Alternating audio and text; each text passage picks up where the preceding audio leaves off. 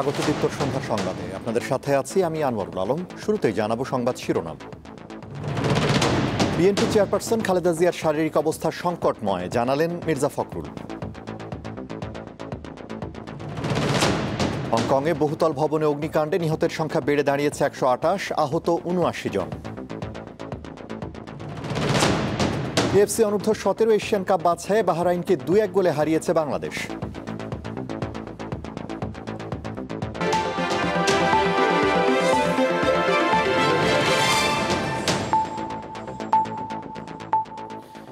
এবারে বিস্তারিত।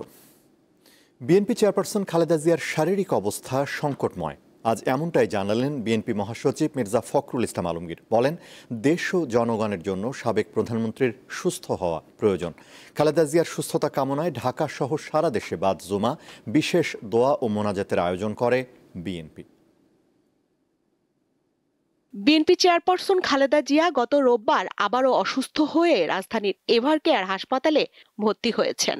চিকিৎসকরা জানান, তার হৃদযন্ত্র ও ফুসফুসের সংক্রমণ দেখা দিয়েছে। প্রায় 80 বছর বয়সী সাবেক এই প্রধানমন্ত্রী দীর্ঘদিন ধরে হৃদরোগ, diabetes, arthritis, liver cirrhosis, kidney জটিলতা সহ নানা শারীরিক অসুস্থতায় ভুগছেন।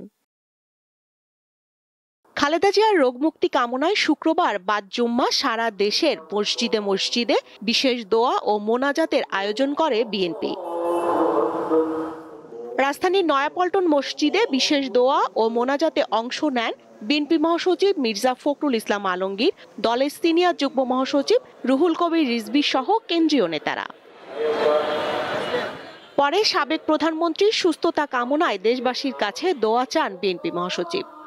আপনারা জানেন যে গত দুদিন ধরে তিনি আবার অসুস্থ হয়ে এভারকেয়ার হাসপাতালে ভর্তি হয়েছেন এবং গতকাল রাতেই ডাক্তাররা বলেছেন যে তার অবস্থা, শারীরিক অবস্থা অত্যন্ত সংকটময়। সেই জন্য আমরা আমাদের দলের পক্ষ থেকে দেশনেত্রী বেগম খালেদা জিয়ার রোগ মুক্তির জন্য পরম করুণাময় আল্লাহ তাআলার কাছে দোয়া চেয়েছি।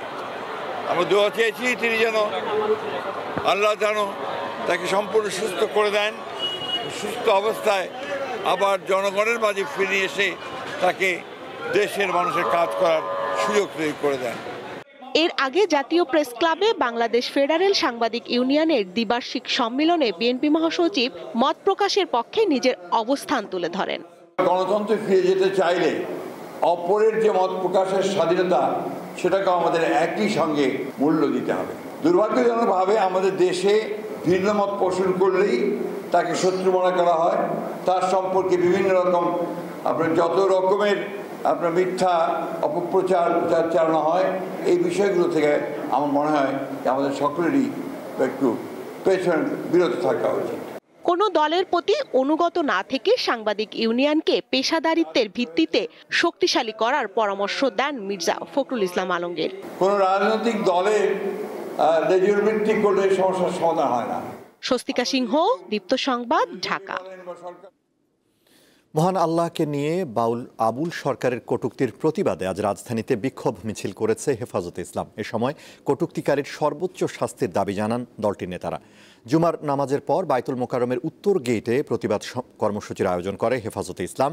বিক্ষোভ সমাবেশে ধর্মীয় অনুভূতিতে আঘাতের ঘটনার পুনরাবৃত্তি ঠেকাতে সরকারের দৃশ্যমান আইনি পদক্ষেপের দাবি জানান হেফাজত নেতারা। বক্তারা অভিযোগ করেন, বাউলের বিষয় নিয়ে প্রধান উপদেষ্টার প্রেস সচিব ও বিএনপি মহাসচিবের বক্তব্য শরীয়তের পরিপন্থী। এছাড়া সমাবেশে মানিকগঞ্জের মামলা 6 ডিসেম্বরের মধ্যে প্রত্যাহার এবং সংশ্লিষ্টদের গ্রেফতার না করলে মানিকগঞ্জ অচল করে দেওয়ার হুঁশিয়ারি দেওয়া হয়। এরপর বাইতুল মোকাররম থেকে একটি বিক্ষোভ মিছিল শুরু হয়ে বিজয়নগরে গিয়ে শেষ হয়।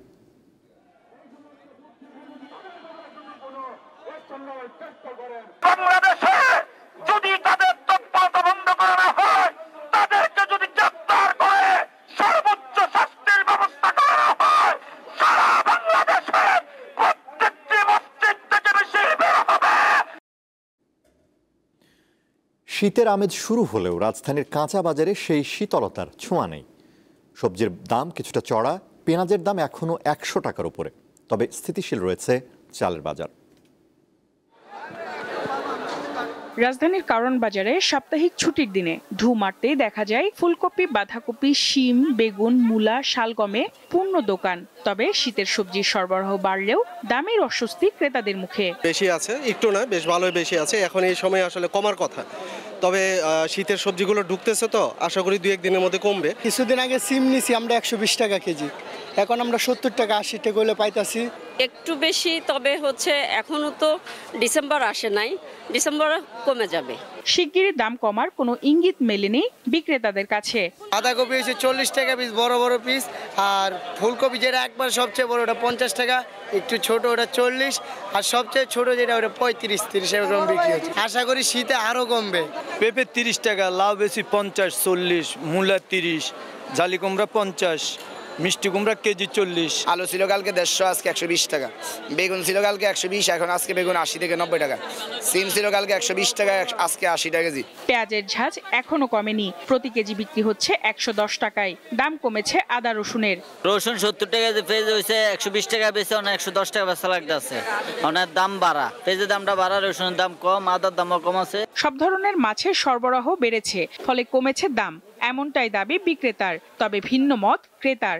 মাছের দাম কেজিতে 20-30 টাকা করে কম। বাজারে কোনো মানুষই আসে না, এই শুক্রবারে দিয়া করবে না, গাম ছুটে যায়, কথা কওয়ার সময় থাকে না। চিংড়ি মাছ আমি 650 বা 700 করে কিনি, আজকে 750 করে কিনতে হয়েছে। তারপরে ভেটকি মাছটা এক্সপেক্টেড ছিল যে 700 টাকায় পাবো, 750 টাকা কিনতে হয়েছে। সো এরকম একটু বেশি মনে হচ্ছে। গত মাসে যেগুলো কিনছিলাম না, বলছে মাছ একটু দাম বেশি, সব মাছই 20 টাকা 30 টাকা করে বেশি। বাজারে নতুন চাল আসতে শুরু করায় দাম কিছুটা স্থিতিশীল, আটার দামেও আসেনি পরিবর্তন। কাটা পড়ছে, এই 15-20 দিনের মধ্যে বাজার ঢুকবে, দাম আমার মনে হয় আরো কিছু কমবে। পুরাতন চালগুলার দাম একই আছে, তো মোটা চাল আর ওই যে বিয়ার আটার চাল এগুলা কিছুটা বাজার কমের মধ্যে আছে। আটা ছিল 2 কেজির প্যাকেট 105, এখন 115 টাকা, কেজিতে 5 টাকা বেশি। কারণ বাজারে গরুর মাংস বিক্রি হচ্ছে 750 টাকায়, আর খাসির মাংস বিক্রি হচ্ছে 1200 টাকায়। সঞ্জিতা প্লাবনী, দীপ্ত সংবাদ, ঢাকা।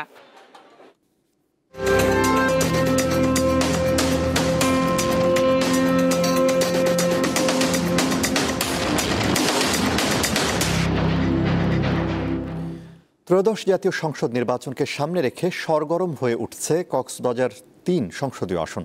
ভোটের মাঠে বিএনপি ও জামায়াত। এরই মধ্যে দলীয় মনোনয়ন চূড়ান্ত করে গণসংযোগ সভা ও সমাবেশে ব্যস্ত সময় পার করছেন প্রার্থীরা। কক্সবাজার সদর ও রামু উপজেলা নিয়ে গঠিত কক্সবাজার 3 একসময় বিএনপির দুর্গ বলা হলেও 10ম সংসদ নির্বাচনে বিএনপির হাতছাড়া হয়ে যায় আসনটি। 2014 সাল থেকেই আওয়ামী লীগের দখলে চলে যায়।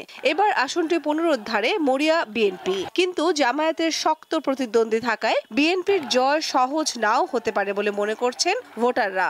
আমাদের পর্যটক এরিয়ায় আমরা কারো সাপোর্ট পাই না, এখানে আমরা লাঞ্ছিত হচ্ছি। আমি যে যোগ্য প্রার্থী না দেখি আমি ভোট দেব। এইখানে ইলেকশন করতে গেলে ট্যুরিজমকে যারা এন্টারটেইন করতে পারবে, ট্যুরিজম যারা লালন করবে, যারা ভিশনারি লিডার্স, হোপফুলি আমরা তাদেরকে ইলেক্ট করব। এর মধ্যে ভোটারদের মন জয় করতে মাঠ চষে বেড়াচ্ছেন বিএনপির সমর্থকরা। তফসিল ঘোষণা না হলেও দলীয় প্রার্থীকে জেতাতে নানা রকম কৌশল করছেন দলের নেতাকর্মীরা। জেলার 4টা আসনে বিএনপির জন্য নিরাপদ সিট, এখানে বেশিরভাগ মানুষ জাতীয়তাবাদী দলকে সমর্থন করে। এখানে পরিবেশ সম্মত আধুনিক নগরী গড়ার জন্য আমরা সার্বিক পরিকল্পনা নেব। ছাত্র জনতার আন্দোলনের ফসল জুলাই অভ্যুত্থান, নির্বাচনের মাধ্যমে বৈষম্যহীন বাংলাদেশ বিনির্মাণের সুযোগ এসেছে, তাই একটি নিরাপদ ও সমৃদ্ধ পর্যটন নগরীর প্রত্যাশা নিয়ে তরুণ সমাজ এগিয়ে আসবেন বলে মনে করছেন তরুণদের দল এনসিপি। আমাদের যে তরুণ প্রজন্মের যে স্বপ্ন ছিল একটি বৈষম্যহীন বাংলাদেশ বিনির্মাণের 24 পরবর্তী, সেই স্বপ্নটি বাস্তবায়নের জন্য আমাদের রাজনৈতিক দল এনসিপি একটি বিশাল সুযোগ ছাত্র জনতার মাঝে ছড়িয়ে দিয়েছে। আমরা চাইবো আগামীর সংসদে জনগণের এবং ছাত্র জনতার প্রতিনিধি বসুক, যারা একটি বৈষম্যহীন বাংলাদেশ বিনির্মাণের স্বপ্ন দেখেছিল। কক্সবাজারে জামায়াত প্রার্থী নির্বাচিত হলে কক্সবাজার চট্টগ্রাম মহাসড়ককে 6 লেনে উন্নীত করা হবে, এমন প্রত্যাশা দিয়ে ভোট চাইছেন জামায়াতের সমর্থকরা। আমরা এখানে পর্যটকদের সুবিধা, বিশেষ করে বিদেশি পর্যটকদের আকৃষ্ট করার মতো কিছু দৃশ্যমান কাজ যদি আমরা করতে পারি, তাহলে আমরা কক্সবাজার শহরকে দিয়ে কক্সবাজার এই বীজকে দিয়েই আমরা অনেক দূরে এগিয়ে যেতাম। শুধু বিএনপি, জামায়াত আর এনসিপি নয়, নির্বাচনী মাঠে আছে ইসলামী আন্দোলন বাংলাদেশ ও গণ অধিকার পরিষদও। তবে ভোটারদের মাঝে নির্বাচন নিয়ে শঙ্কা থাকলেও তরুণ ভোটাররা অপেক্ষায় আছে প্রথমবারের মতো নিজের ভোটাধিকার প্রয়োগ করতে। কামরুন নাহার, দীপ্ত, বার্তা কক্ষ। দক্ষিণ পশ্চিম বঙ্গোপসাগর ও তৎসংলগ্ন শ্রীলঙ্কা উপকূলে অবস্থানরত ঘূর্ণিঝড় ডিটোয়া এর কারণে পায়রা সহ দেশের সমুদ্র বন্দরকে 2 নম্বর দূরবর্তী হুঁশিয়ারি সংকেত দেখিয়ে যেতে বলা হয়েছে। তবে ঘূর্ণিঝড়ের তেমন কোনো প্রভাব পড়েনি দেশের সর্বদক্ষিণের জেলা পটুয়াখালীতে। কুয়াকাটা সংলগ্ন বঙ্গোপসাগর অনেকটা শান্ত রয়েছে। ঘূর্ণিঝড় ডিটোয়া গতকাল সন্ধ্যা 6টায় পটুয়াখালীর পায়রা সমুদ্র বন্দর থেকে 1875 কিলোমিটার দক্ষিণ পশ্চিমে অবস্থান করছিল। এর প্রভাবে উপকূলীয় এলাকা দিয়ে ঝোড়ো হাওয়া বয়ে যেতে পারে, তাই পটুয়াখালীর পায়রা সহ দেশের সমুদ্র বন্দরকে 2 নম্বর দূরবর্তী হুঁশিয়ারি সংকেত দেখিয়ে যেতে বলেছে। উত্তর বঙ্গোপসাগরে অবস্থানরত সকল মাছ ধরার ট্রলার সমূহকে গভীর সাগর এড়িয়ে চলতে বলা হয়েছে। আন্তর্জাতিক। হংকংয়ে বহুতল আবাসিক ভবন কমপ্লেক্সে অগ্নিকাণ্ডের ঘটনায় নিহতের সংখ্যা বেড়ে 128 জনে দাঁড়িয়েছে। আহত হয়েছেন কমপক্ষে 79 জন। এছাড়া কয়েকশো মানুষ এখনও নিখোঁজ রয়েছেন। স্থানীয় কর্তৃপক্ষ জানায় আগুন লাগার 36 ঘন্টা পরে তা পুরোপুরি নিয়ন্ত্রণে আসে। নিখোঁজদের উদ্ধারে অভিযান চালিয়ে যাচ্ছে ফায়ার সার্ভিস। আহতদের মধ্যে 50 জনের বেশি বাসিন্দা হাসপাতালে চিকিৎসাধীন রয়েছেন। তাদের মধ্যে 12 জনের অবস্থা আশঙ্কাজনক। এই ঘটনায় 3 জনকে দায়িত্বে অবহেলার দায়ে আটক করেছে পুলিশ। আগুন লাগার মূল কারণ জানতে তদন্ত শুরু করেছে কর্তৃপক্ষ। 1948 সালের পর হংকংয়ের সবচেয়ে প্রাণঘাতী অগ্নিকাণ্ড এটি। সেই সময় এক বিস্ফোরণের পর আগুনে কমপক্ষে 135 জন মারা যান। As we said, Hong Kong is waking up to some tragic news this morning. Live look at the Hong Kong apartment complex. খেলার খবর। এফসি অনূর্ধ্ব 17 এশিয়ান কাপ বাছাইয়ে জয়ের ধারা অব্যাহত রাখল বাংলাদেশ। শুক্রবার শক্তিশালী বাহরাইনকে 2-1 গোলে হারিয়ে টানা 4 ম্যাচ জিতল গোলাম রাব্বানী ছোটনের দল। প্রথম 3 ম্যাচে জয় পাওয়া বাংলাদেশ এ ম্যাচেও ছিল আগ্রাসী। তবে একের পর এক আক্রমণের পসরা সাজালেও প্রথমার্ধে কোনো গোলের দেখা পায়নি টাইগার যুবারা। বিরতির পর ম্যাচের 59 মিনিটে বায়েজিতের গোলে লিড পায় বাংলাদেশ। এরপর 72 মিনিটে গোল ব্যবধান দ্বিগুণ করেন মানিক। ম্যাচের 85 মিনিটে 1 গোল শোধ দেয় বাহরাইন। টানা 4 ম্যাচে জিতে 12 পয়েন্ট এখন বাংলাদেশের নামের পাশে। তাতে মূল পর্বে খেলার আশা বেশ জোরালোভাবে টিকিয়ে রাখল বাংলার যুবারা।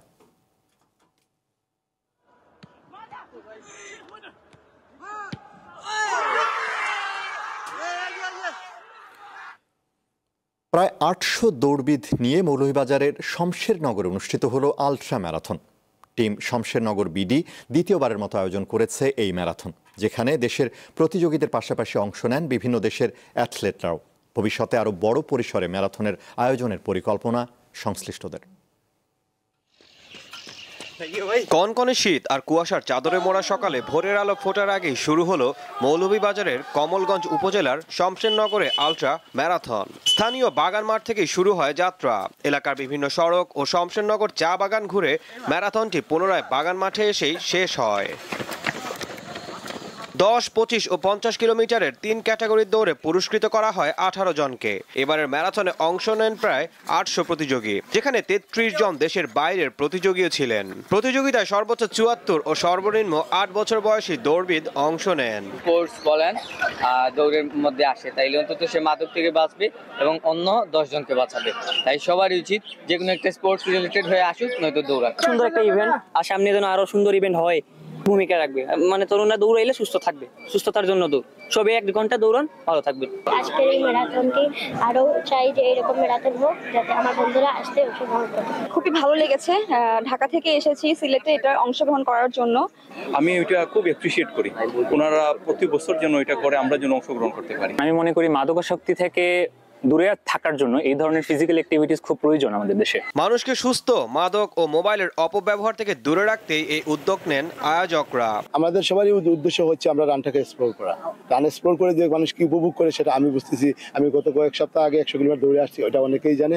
আমরা চাই যে মানুষ সুস্থ থাকার জন্য দৌড়াক, প্রতিদিন দৌড়াক। এবার আমরা আমাদের প্রতিপাদ্য নির্ধারণ করেছি দৌড়াও সুস্বাস্থ্যের জন্য, লাগাও গাছ পৃথিবীর জন্য।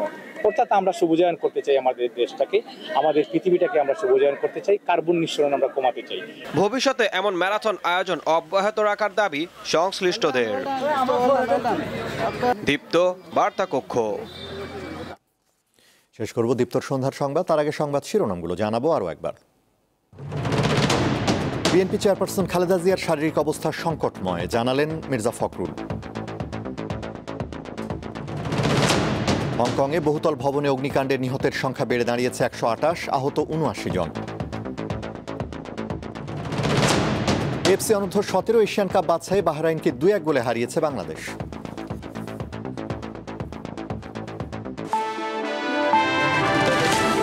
এখনকার মতো আমাদের পরবর্তী দীপ্ত সংবাদ রাত 11টায় দেখার আমন্ত্রণ। এছাড়া আরও তথ্য বিনোদনের খবর পেতে যুক্ত থাকুন দীপ্তর ডিজিটাল প্ল্যাটফর্মগুলোতে। ধন্যবাদ।